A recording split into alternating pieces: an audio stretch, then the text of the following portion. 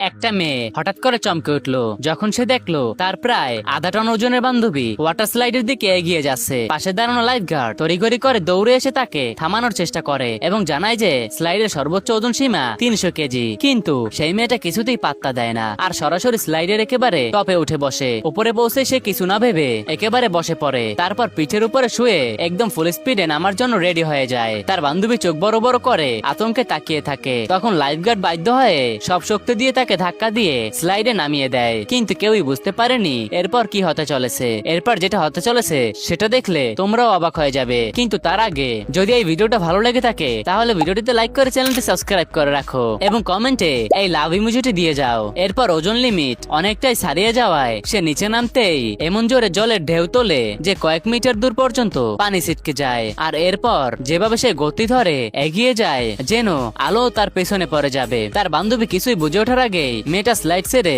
সোজা কাঠের প্ল্যাটফর্ম ফুঁড়ে আকাশে উড়ে যায়। এদিকে অন্য মেয়েটা আরামে সুইমিং পুলে সাঁতার কাটছিল। ঠিক তখনই তার মাথার উপরে একটা বিশাল ছায়া ভেসে ওঠে।